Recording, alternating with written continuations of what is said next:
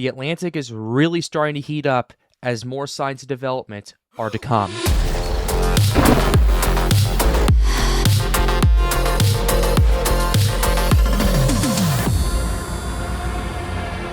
What is up, weather enthusiasts? I'm your host, Pat's Path Predictor. Let's get right into the weather. Alright, so here's the situation we have for you, ladies and gentlemen. We have quite a bit to get into today. We have our area of interest off the Carolina coast that we're going to be talking about, and then we're going to be talking Atlantic-wide to kind of give a temperature check onto what's going on across the basin. The ITCZ is starting to ramp up a little bit more, definitely starting to see some more convection off the Carolina coast. We're going to see in the next couple of days if it can get its act together or not, but we'll continue to monitor that as well. But before we get into the meat of the video, we are very close to 15,000 subscribers. We are 15 subscribers away. Let's see if we can hit that milestone by the end of the month in the next couple of days. Feel free to hit the subscribe button. Also like the video as well. But with that being said, we're going to go ahead and get right into it. All right, so this is the updates we got for you guys from the NHC. We have our new area of interest. They have the yellow X that we've had over the last couple of days or so, and we got our situation with this area right now off the coast of the Outer Banks. So already an interesting situation. I'm going to give my take on this in just a second, but let's go ahead and read this out for you guys. Disorganized showers and thunderstorms located off the southeastern U.S. coast are associated with an area of low pressure along a frontal boundary. Environmental conditions appear marginally favorable for some tropical development in the next day or two as the system drifts southward and then westward before conditions become less favorable later this week. 10% chance in the next 48 hours and in the next 7 days. So that's what we are dealing with right here. This system, from what I have seen, will go ahead and shift back over to the satellite imagery and zoom in for you guys very quickly just to kind of give you an idea of what's going on. But this system, from what I have seen, at least from what we've seen with previous runs, this has actually emerged off of the Carolina coast a lot further to the north than what we were originally anticipating. Like normally, when it comes to this, what we were looking at a couple of days ago was this system and this frontal boundary moving off the Carolina coast, I'd say about a good 100 to 150 miles further to the south, closer to South Carolina than North Carolina, closer to the Gulf Stream and closer to the warmer waters of the Atlantic. But because we had a bit of a shift further up to the north, like small synoptic shifts cause pretty big impacts, and this is one of those reasons that I say that, because a small change in the frontal boundary and a small change in the mid-latitude cyclone this system was emerging off of, it actually shifting a bit further to the north than what we were thinking it would do, ended up moving it into more unfavorable conditions than what we were originally expecting. Because if it moved further to the south, it would have had a lot warmer temperatures. It would have had a lot more things going its way. There is still some things that we do want to talk about, and there is still things I want to go over with this. But right now, it's in a bit more of a disadvantage than what we were originally thinking. But with that being said, we are going to go ahead and quickly go over the conditions with this, and we'll quickly go over what exactly is going on and what needs to kind of play out for things to start developing over here. So starting off, ladies and gentlemen, this is where it's currently at right now. It's overall, the water temperature is where it's at right now. It's about, I'd say, 27 to 28 degrees Celsius. That's about 80 to 82 degrees Fahrenheit for those of you who do not use the metric system. Overall, that's not a bad situation at all. That's plenty of warm water for it to for tropical development of any kind. To be honest with you. But overall, what we were looking at previously was a further south shift, moving it into warmer waters, and not just in one concentrated area, but rather a very large pool of, I'd say, at least 28 degrees Celsius or 82 degree Fahrenheit water that the system could tap in. This potential system could tap into before shifting further to the west into areas further into the Gulf Stream. So that's what we're looking at. with this right here. It's definitely over slightly cooler waters than what we were originally thinking. Where it's currently situated off, it's right about here, around 27 to 28 degrees Celsius. It's expected to shift further to the southeast, kind of hugging that edge around 26, 25 degrees Celsius. So moving into some cooler waters right on around the subtropic region, at least in the southern subtropics over here, before the expected shift to the west. Into some warmer waters. Overall, the water temperatures. I'm noticing where this ended up kind of originating. It puts it at more of a disadvantage than what we were seeing previously. So that's kind of also part of it. Same thing goes with the ocean heat content as well. Looking at the OHC, where it's at right now, we're looking at about, I'd say, 50-ish OHC, but if it shifts any further to the southeast like it's forecast to do, it's going to be moving into very low areas of ocean heat content. And we will come back to this map in a little bit because there are some updates that I do want to talk about. But at least in terms of this system that we're seeing right here, it's overall the water temperatures where it's at right now and the ocean heat content is not necessarily in the best place than what we were originally forecasting it for it to be. But by and large, that's kind of what we're looking at. It kind of boils down to, at least, okay, the factors that we're going for it are not as favorable as what we were seeing previously. And then we also need to talk about the wind shear and the dry air aspect of this as well. And we'll go ahead and get started.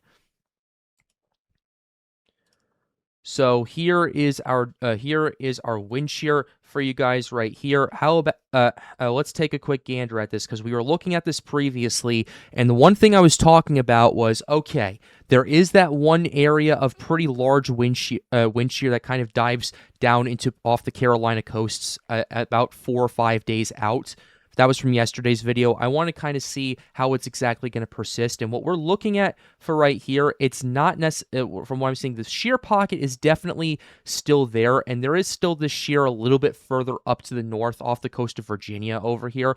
That, if the system does develop, wouldn't necessarily hinder it too much, primarily because it's far enough away from where the system would is moving to and originating for it to kind of stay out of its own way. And you do have a good shear pocket to deal with for right now. And you do have some other quote-unquote shear going on over here. From what I have seen, based on the analysis I've took a look at, this does not appear to be like synoptic shear. This appears to be more mesoscale shear and part of the system and part of the storms and the convection that do fire off with this. So overall, taking a look at the shear that's kind of surrounding it like this, I've talked about this in yesterday's video too. Sometimes models can kind of confuse the storm's wind and the storms itself for generating shear that kind of reflects on the map right here. Heck, even Sims does this, and it's done this on numerous occasions as well, kind of quote unquote producing its own shear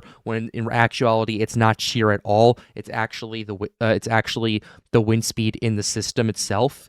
So that's kind of what we're looking at. And this, to me, looks kind of similar to that. And that shear does start to kind of lift off over here. But I am paying attention to this little pocket right here along the high-pressure system, starting the 1st of July, where you do have a bit of wind shear entrainment moving into parts of the southeastern Atlantic. What were we at with this yesterday? Let's take a quick gander at this. A bit more spread out and a bit further out to sea as well. That's what we were paying attention to. This is what we're looking at right here. It's kind of has a bit of a steeper angle and shifting a bit further inland, I would say. It's definitely a lot more inland than what I was noticing previously. It's kind of hugging Virginia and the Carolinas right here instead of moving out to sea, which I do think is kind of interesting. But by the time we get to July 2nd and July 3rd, not that much wind shear going on in the region, except for this business over here across parts of the Atlantic Basin right here.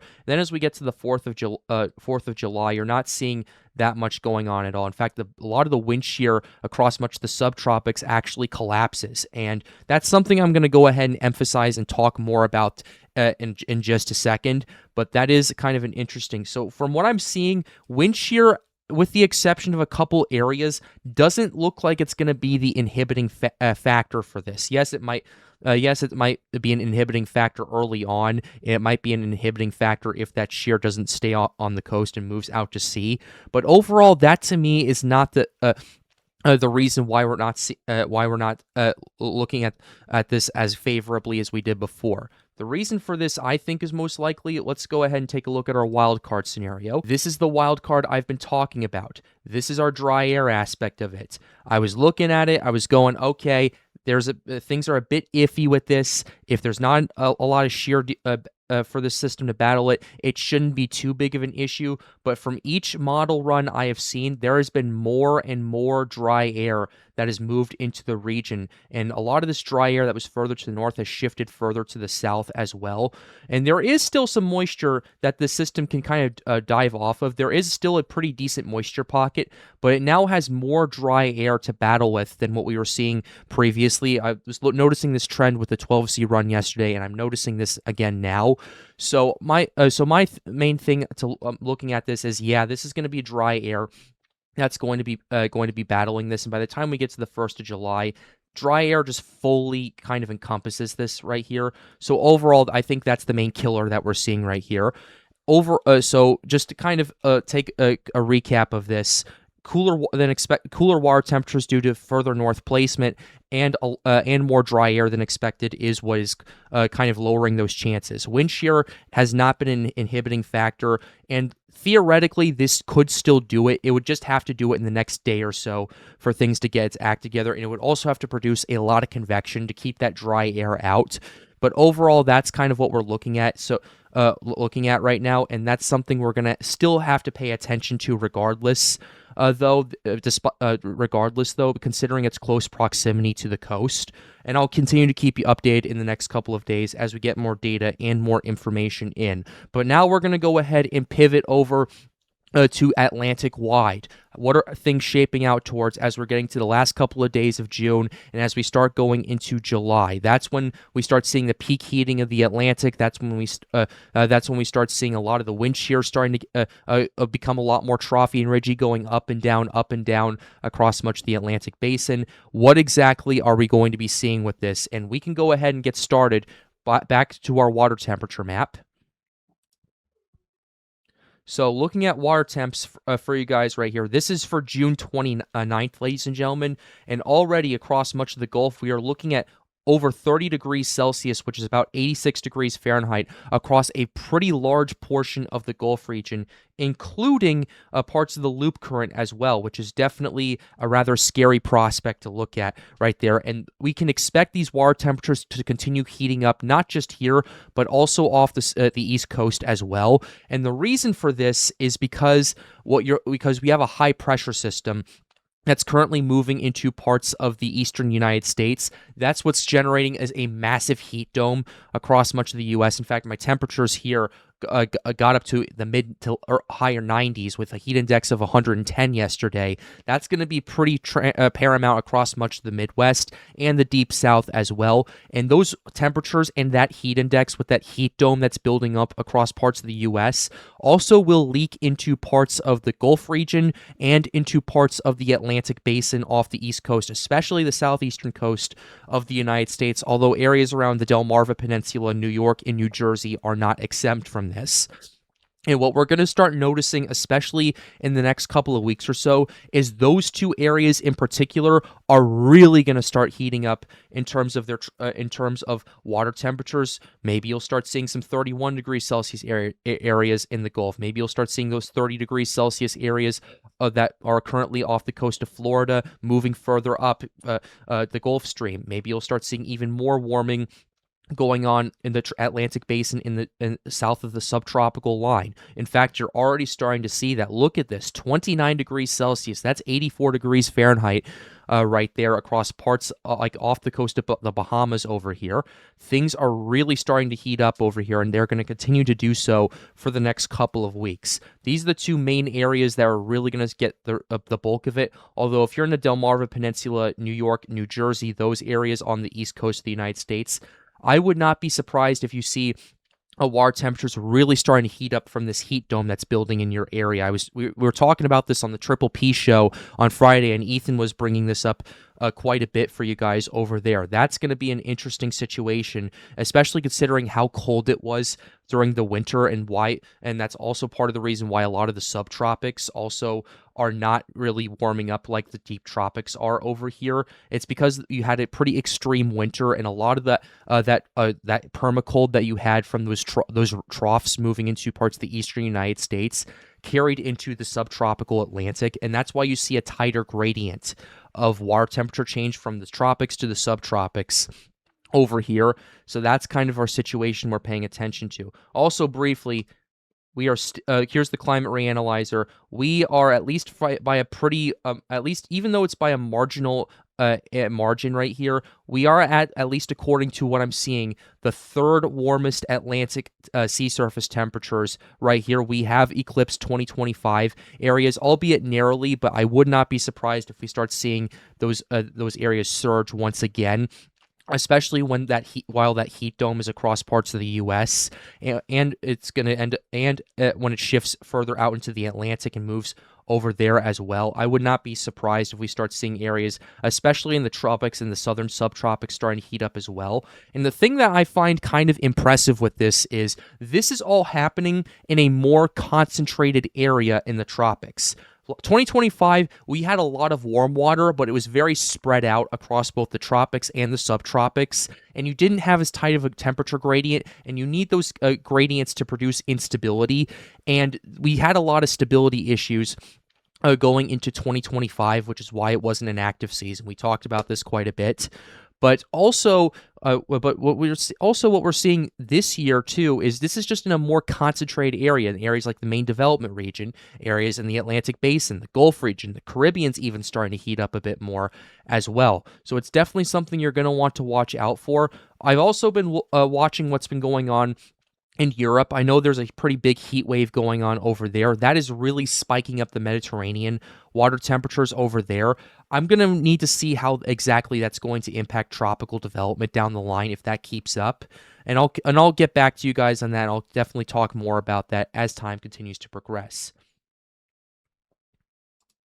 But let's go ahead and shift over a little bit. Let's go ahead and talk about what our wind shear is going to look like, because we talked about this earlier. Wind shear across parts of the at least the subtropics and the northern tropics definitely collapses, but areas in the deep tropics like the main MDR and the Caribbean kind of stay in place for at least the next few days or so. So I want to take a quick gander at this and go, okay, how are things going to pan out? Well, by the time we get to the 4th of July, you do start seeing this wind shear pushing further up to the north along the coast of Africa over here, and you are seeing a pretty decent collapse of the shear across much of the Atlantic Basin over here and the subtropical Atlantic.